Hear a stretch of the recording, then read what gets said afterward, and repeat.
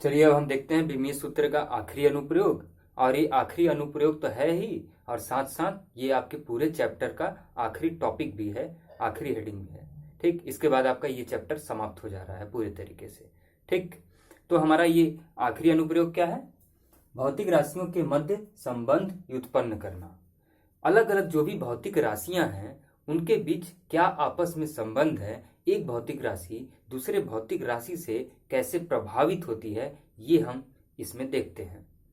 और इससे क्या होता है, इसकी मदद से हम सूत्र निकाल लेते हैं, किसी भी भौतिक राशि का सूत्र ज्ञात कर लेते हैं, और वो भी विमीय सूत्र की मदद से। ठीक, जैसे कि मान लीजिए आपके पास कोई सरल लोलक है, ये सरल लोलक है, इसको आप धागे से एक गोलक को बांध दिए, बांध के ऐसे लटका दिए। ठीक, अब यहाँ पे आपको क्या दिया रहेगा? टाइम दिया रहेगा, जैसे समय, और एल, एल क्या है? धागे की लंबाई, एम, एम क्या है? द्रव्यमान का, गोलक का जो यहाँ पे बांधे हैं आप, और क्या दिया रहेगा? और दिया रहेगा जी, जी क्या रहेगा?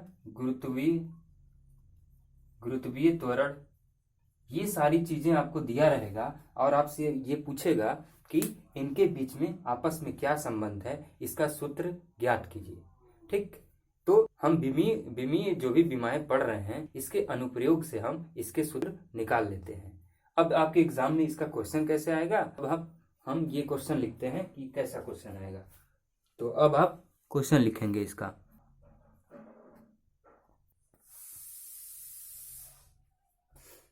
अब देखिए, इस टाइप से कुछ आपको क्वेश्चन दे देगा। क्या दिया है? यदि किसी सरल लोलक का आवर्तकाल जो कि t है, लोलक की लंबाई जो कि l है, गोलक के द्रव्यमान यानी m तथा त्वरण g पर निर्भर करता है, तो विमीय विधि से आवर्तकाल यानी t के लिए सूत्र सत्यापित कीजिए या फिर करें। ऐसा ये प्रश्न आ जाएगा आपके एग्जाम में। और मैं आपको बता दूं कि एग्जाम की दृष्टि से ये बहुत ही इंपॉर्टेंट है। ये क्वेश्चन आपके एनसीईआरटी में दिया भी है और ये इंपॉर्टेंट भी है। ठीक, तो आप इसका सूत्र कैसे निकालेंगे? तो अब ये देखिए, तो सबसे पहले आप देखेंगे कि ये जो आवर्तकाल यानी टी है, ये किस पे निर्भर कर रहा है? लोलक की लंबाई यानी एल पर निर्भर कर रहा है, और किस पे निर्भर कर रहा है? एम पर कर रहा है, और त्वरण पर यानी जी पर निर्भर कर रहा है। ठीक, निर्भर कर रहा है यानी इनके घटने बढ़ने से इस पे प्रभाव पड़ेगा। तो हम ये कह सकते हैं कि ये इसके इन तीनों के अनुक्रमानुपाती है, प्रोपोर्शनल है। ठीक, और इसका घात हमें नहीं पता है इसलिए हम a ले लिए, इसका भी घात हमें नहीं पता है इसलिए हम b ले लिए, और इसका भी हमें घात नहीं पता है इसलिए हम c ले लिए। ठीक, जो बताएगा कि l की घात a है, हमें ज्ञात नहीं है, या हमने व्यंजक ले लिया a b c। ठीक, अब इसके बाद क्या करेंगे कि आप इस अनुक्रमानुपाती का जो यहाँ पे प्रतीक है, इसको आप हटाएंगे तो यहाँ पे क्या आ जाएगा? इसकी जगह पे k आ जाएगा, और k क्या है? एक नियतांक है। ठीक, k क्या है? नियतांक है। जब इसको हम हटाएंगे तो एक नियतांक आएगा जिसे हम k डिनोट कर रहे हैं। ये बना l a m b g की घात c। यदि मैं आपसे पूछूं कि यहाँ पे कितने पद हैं, तो आप कहेंगे कितने? 1 2 3 4? नहीं, यहाँ पे कितने पद हैं? केवल एक ही पद है। अगर इनके बीच में प्लस माइनस होता तब ये अलग अलग पद कहलाते, लेकिन अगर ये, क्योंकि ये गुणा में है, तो हम गुणा में जितने पद होते हैं उनको हम एक पद मानते हैं। तो यहाँ पे कितने पद हैं? टोटल एक पद ही है। ठीक, ऐसा मत समझिएगा कि अलग अलग, ये भौतिक राशियां अलग अलग भले हैं लेकिन पद एक ही है, क्योंकि ये सारे गुणा में है। अब क्या करेंगे? हम दोनों ओर विमाएं लिखेंगे। तो दोनों ओर यानी दायां पक्ष और बायां पक्ष, दोनों ओर विमाएं लिखने पर, अब दोनों ओर आप विमाएं लिखिए। टी का विमा, टी क्या है? समय है। ठीक, टी क्या है? समय है। तो अब दोनों ओर विमाएं, जितने प्रत्येक पद है ना, सबसे आसान तरीका ये है कि सबके लिए तो पहली बात आप एमएलटी लिख लीजिए आंख बंद करके। के नियतांक है, इसका बीमा तो होगा नहीं, ये बीमाहीन है, इसको तो छोड़ ही दीजिए। और ये जितने पद हैं, ये सबके लिए, एल एम जी के लिए, सबके लिए आप एम एल टी लिख लीजिए। जितने भी गुणा होंगे ना साथ में, सबके लिए आप MLT पहले लिख के बैठ जाइए। इससे आसान क्या होगा, इससे फायदा ये है कि इजी हो जाएगा सब। ठीक, इसके लिए हमने MLT लिख दिया, इसके लिए हमने MLT लिख दिया, इसके लिए MLT लिख दिया, इसके लिए MLT लिख दिया, क्योंकि हम बीमीय सूत्र MLT के फॉर्म में ही लिखते हैं। ठीक, अब क्या करेंगे, अब हम पावर लगाएंगे सबका।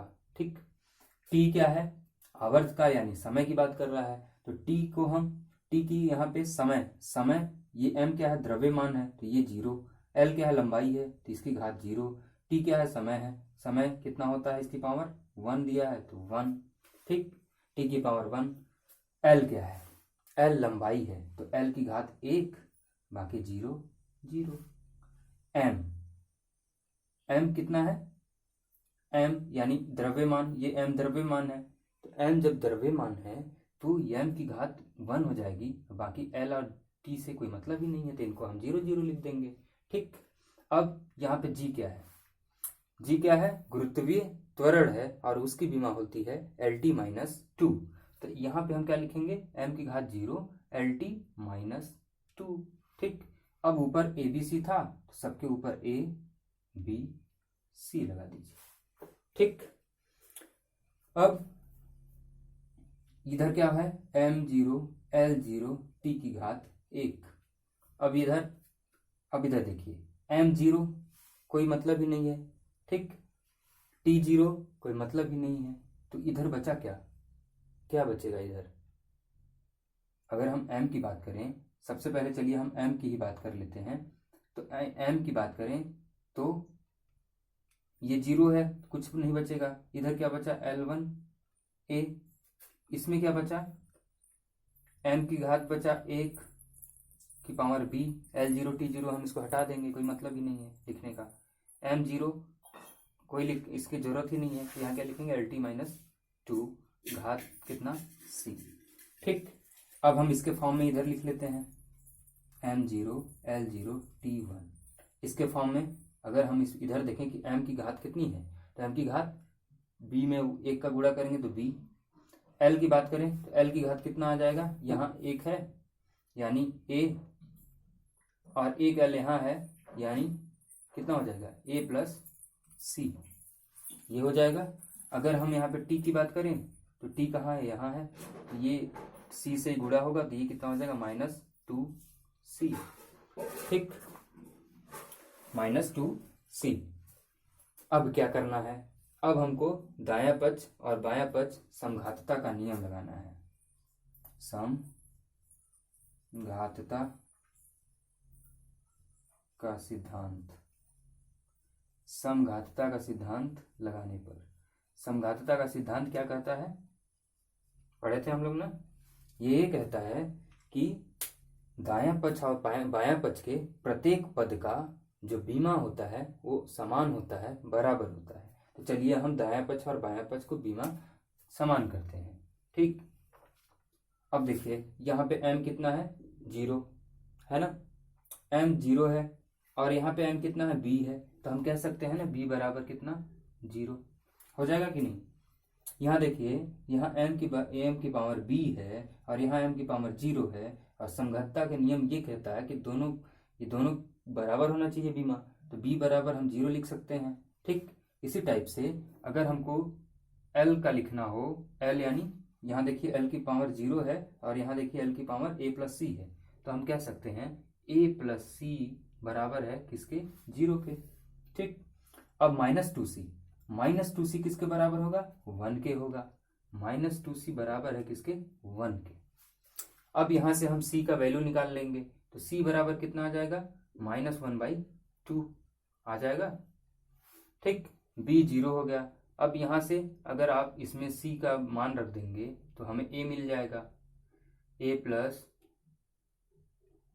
हाँ, a बराबर इधर कितना हो जाएगा, -c यानी c का वैल्यू हमें पता है, -1/2, माइनस कैंसिल, तो ये आया 1/2, किसका मान, a का।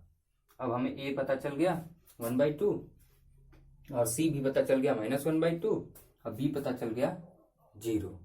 ठीक, अब जो हमारा ये पहला था, अब यहाँ पे हम सारी वैल्यू को पुट कर देंगे। हमें ए भी पता चल गया, बी भी पता चल गया, सी भी पता चल गया, यही तो हमें ज्ञात करना था। ठीक, अब यहाँ पे आप पुट कर दीजिए। तो टी बराबर कितना, के नियतांक है, एल की घात कितना हो जाएगा, एल की घात यहाँ पे ए है तो ए बराबर हमारा कितना आया है 1/2। एम की पावर बी, तो यानी एम के बी कितना आया है 0, तो यहाँ लिख दिए 0। और यहाँ पे जी की पावर सी, तो सी बराबर कितना लाए हैं हम लोग, सी बराबर -1/2 पुट कर दिए बस। अब यहाँ पे आपको ध्यान देने वाली बात ये है, जिस भी टर्म का, जिस भी पद का पावर 0 होगा वो पद 1 हो जाएगा, और जिस पद का पावर 1/2 होगा तो वो वर्गमूल बना लेगा, और जिसका पावर -1/2 होगा तो वो वर्गमूल तो बनाएगा ही बनाएगा, लेकिन साथ में वो क्या होगा, उसका उल्टा होगा, मतलब 1/, में लिखेंगे आप उसको, डिवाइड के फॉर्म में। समझ में आया? फिर सुन लीजिए, जिस भी पद का पावर 0 होता है उसको हम 1 मान लेंगे, और जिस पद का पावर 1/2 होगा तो वो वर्गमूल में होगा, और जिस टर्म का, जिस पद का पावर -1/2 होगा, जैसे इसका, तो ये वर्गमूल में तो होगा ही होगा, लेकिन ये इसको लिखेंगे कहाँ, नीचे लिखेंगे 1/, करके। ठीक, इसी को हम लिख लेते हैं। ये कितना हो गया, के एल की घात 1/2 है, तो इस ये क्या बना लेगा, वर्गमूल एल। ठीक, एम की घात 0 मतलब 1 मानेंगे, जी की घात कितना है -1/2, तो ये वर्गमूल के अंदर तो रहेगा ही रहेगा, लेकिन कहाँ जाएगा, नीचे। ये आ गया हमारा फार्मूला, बस यही हमें लाना था, टी बराबर के √L/G। अब इसी चीज को इस फार्मूले में क्या होता है कि के बराबर अगर आप 2π पुट कर देंगे तो ये कितना आ जाएगा आपका, तो ये आपका आ जाएगा फार्मूला टोटल, टी बराबर 2πL/G, सरल लोलक का फार्मूला, के बराबर 2π क्या है, नियतांक है। ठीक, तो इस तरीके से ये क्वेश्चन आप सॉल्व करेंगे यदि एग्जाम में आता है तो। धन्यवाद।